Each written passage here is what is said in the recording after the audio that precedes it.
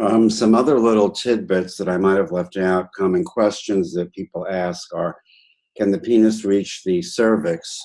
Yes, it can, and it's usually called bottoming out. It's not very pleasant for the female.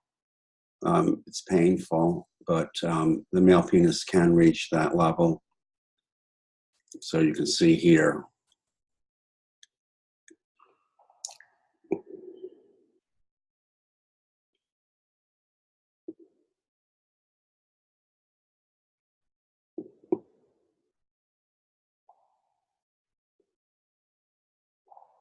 Some other things just to mention, that the hormones, the FSH and the LH, the LH again triggers the ovulation, the release of the egg, and the formation of the corpus luteum from the ruptured follicle. And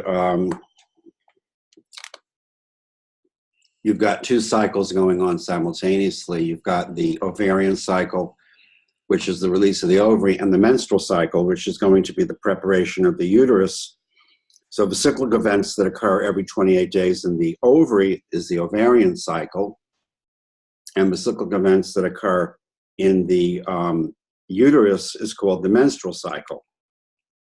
And let's just talk about the menstrual cycle a little bit. It usually, by convention, the first day of a woman's period is designated as day one of the menstrual cycle, and this involves the uterine bleeding, and this is called menstruation, and it usually persists for 3 to 5 days. In this time period, the endometrium, or the inner lining of the uterus, breaks down and leaves the body through the vagina. The discharge consists of blood, endometrial cells, and mucus. After menstruation, the endometrium regrows, thickens again, reaching a maximum to about day 20 to 25. And if an embryo is not implanted in the uterus lining again this time, menstruation will begin again, marking the start of the next ovarian and menstrual cycles. So the menstrual fluid then consists of blood and endometrial cells. The amount of fluid varies from 1 to 8 tablespoons, and the thickened uterine lining breaks down, the cells loosen up, and the blood vessels close up and break off, and you have blood and mucus. Again, from the first day of the menstrual period until the first day of the next period is usually about 28 days on the average, but some women have 25-day cycles, others maybe have a 35-day cycle, and some have irregular cycles, okay? Amenorrhea is what that is called, a different length each month.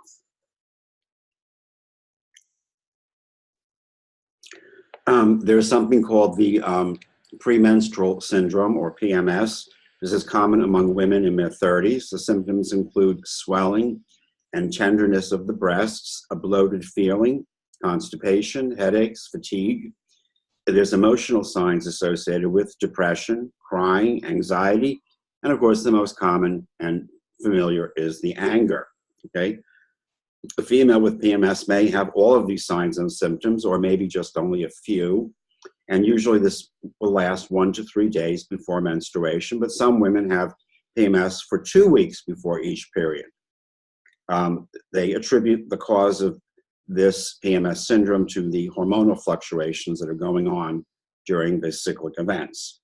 Doctors recommend that women reduce their intake of salt and sugar and avoid caffeine in coffee and cola, and to avoid nicotine in tobacco during this time period, and to do regular physical exercise and relaxation exercise.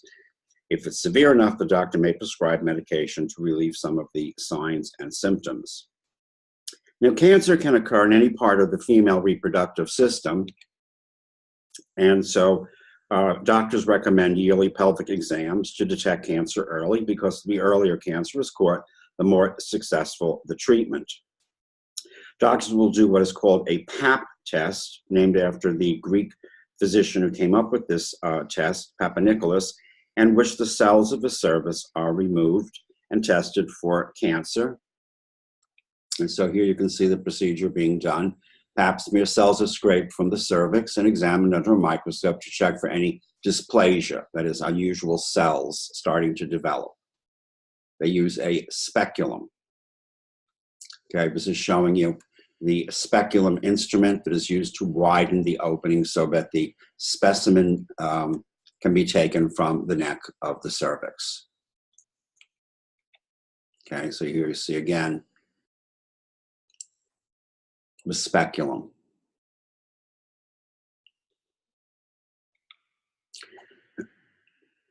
Regular mammograms or x-rays of the breast should begin at about 35 years of age, because if breast cancer is caught early and treated, there's an excellent chance of survival and recovery.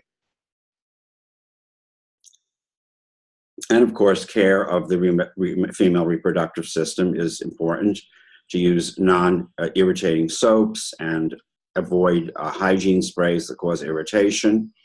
An unpleasant odor may be a sign of an infection.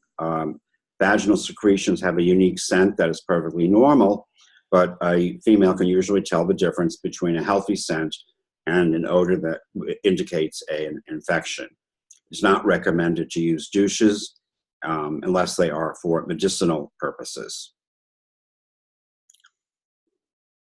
And then I think in your notes you have a little handout about how to perform a breast exam, and then some questions.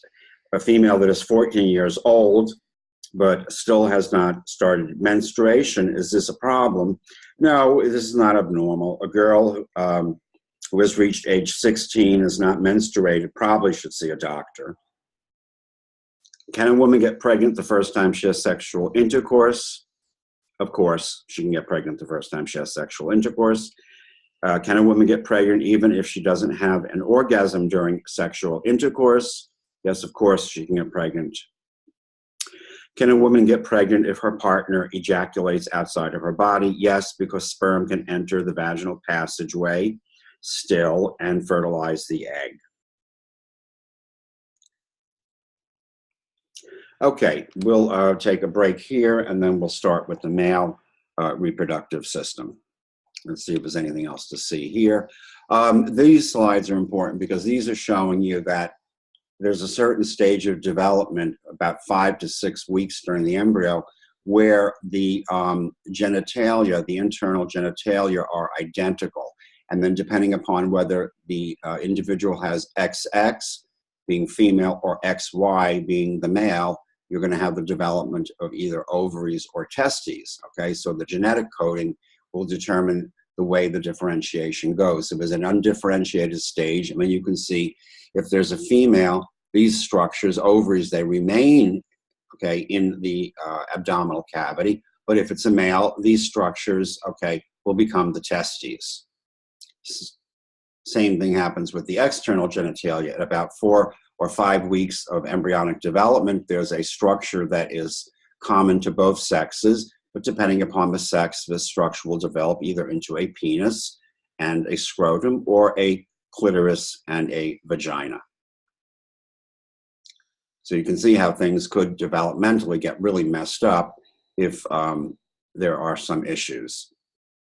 This is showing you what happens to a female who takes steroids, okay? What will happen is that the clitoris will start to enlarge and start to look like a male penis. So females that are taking steroids can have this issue, and this is usually not reversible, okay? They'll have this enlarged clitoris. Okay, so we'll take a break here, and then we will do the male.